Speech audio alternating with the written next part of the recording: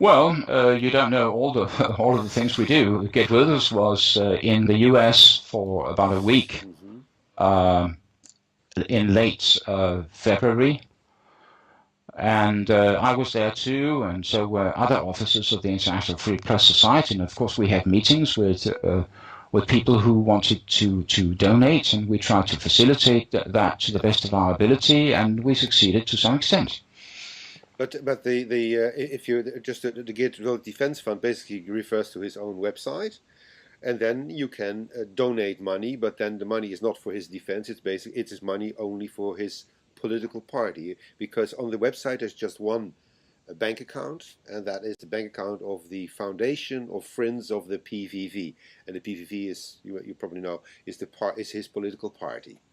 I do So know that, yeah, yeah. so basically, the money which comes in through your website or via other sources, which is the Geert Wilders Defense Fund, basically is goes in comes ends up in on the bank account of his political party. So it's not clear what is for his defense and what is for the political party. Is that a thing which would worry you, or is that's okay?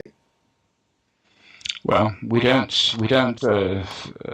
mix into how he uses the funds that we collect for his defense. I'm sure that uh,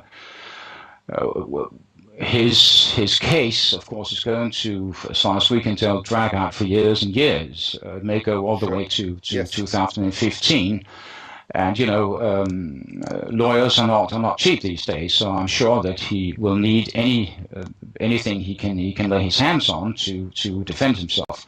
He is, after all, up against the Dutch state, Yeah. which has more money than Geert Wilders could ever hope to collect. So no, we Well, have with the we Dutch haven't state, any fear that he will divert we funds from his own defense to some other purpose. sure. Why Well, should he? the Dutch state has some debts now because we try to recover the economy, so that costs a lot of money. But apart from that, Good no, for them, yeah. yeah. What I mean is, of course, that in some countries, I don't know in Denmark, is it in Denmark allowed for a political party to receive financial aid from abroad? Yes, I think so. Mhm. Because in the United States, it's strictly forbidden. And I don't know, how would you, for example, look at for if an Islamic party from Turkey would raise funds among Turks living in the Netherlands or Denmark? How would you look at that then? Like anybody else who raises funds, and we do know that they do. We So know I that, guess they do. Yes, I guess I'm not surprised. yeah, Yes. we know that. I mean, it goes on all over Europe, and certainly in Denmark. It's no secret that many of the Danish mosques, if not all of them, are financed by external sources. Saudi Arabia, the Kuwait, and Turkey. Um, Many others are doing that, so that is not illegal here, no. No. So you would have no objections to an Islamic party from Turkey raising funds in among Turks in Europe. I wouldn't like it because I'm not an Islamist. No. I mean, it's certainly legal to do that, yes. Okay. No, because I was just wondering because there are in Holland there are of course people who think that parties should not receive any support from abroad. I mean, the discussion is an old one because it started basically when the Communist Party in Holland received, of course, a lot of support from the Soviet Union in those days, and Hmm. uh, Yeah, the same in and, Denmark, and yes. and the non-communists like myself didn't like that idea very much. I mean, that's the But reason why we thought it might be good to have a ban on receiving foreign financial do you aid. have such a ban? Not yet. No, no, no. There are Okay. people who There's think also so. one crucial difference. Yeah. Geert Wilders, as far as I know, is not trying to impose any sort of dictatorship. No, no, no, no. I don't suggest. I Well, don't suggest it. No, no. Just as a matter of principle, that we think that political parties, in order to ban all sorts of foreign influence, that's just an idea. I mean, it's not the.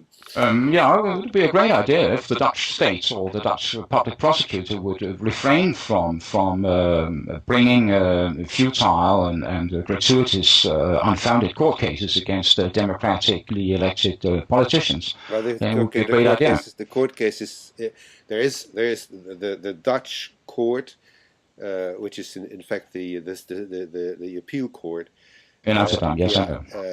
said that that the prosecution should take place. They didn't say he should be condemned, which is a big difference. I know, but they probably will not have done that unless it is well known or well understood that he will be condemned. At least people in the know think that he will be condemned in the first instance. Yes, I'm not so sure of that, but it may I happen. hope It may not happen. Not. He will certainly not go to prison for that. I don't think that's going to happen. And the court, of course, is politically completely independent. I mean, what the judges do is the politics can't do anything about it, which I think is good, isn't it? I mean, to have a complete. It's wonderful. Yes, it's wonderful. We ought to have an independent judiciary. So is the court now preparing a case against Hans van Bommel, who was leading a demonstration where they shouted Jews to the gas and jihad? He's called Harry van Bommel. Yes, Harry van Bommel was involved in a demonstration where people were yelling that. He didn't personally yell this. He didn't participate in that particular yell. But he said intifada, intifada. He said things like that. And there's a discussion, of course, going on whether that should be punishable. And some people have now been prosecuted for indeed calling this Jews to the gas, which is there is a prosecution against some people, not against Harry van Bommel. The big problem there's a complaint against him, I think. Because the idea is that when you are on a demonstration, people are yelling this around you, then even if you do not say it yourself personally, then still you are a participant in that kind of demonstration. So that's a legal thing, and there's things to say in favor and there are things to say against it. I mean. But I mean, the thing is that when a person such as Geert Wilders is drawn into a lengthy and very expensive court case against the Dutch state, then of course I think he's entitled to collect whatever funds for his defense. Yes, he's able to. Yeah, sure. We donate money to Amnesty International. That is of course for our job cases. To help him. Yeah. No, we donate money to, for example, Amnesty International for court cases in other countries. Of course we do that. Right. Yes. Sure.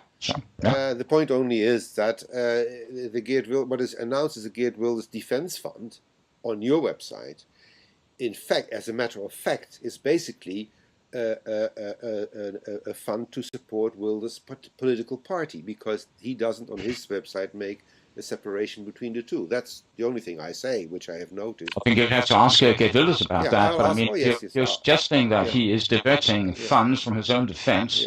Then I'd like to ask how's he going to pay for his defense if he doesn't use the money that has been collected. Yeah, exactly. So it doesn't sound reasonable to me to make that assumption.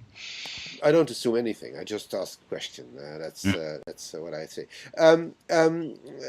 Let's go back to the principles you're standing for, and in relation to Geert Wilders. But let's first talk maybe about the organization, your organization, the International Free Press Society.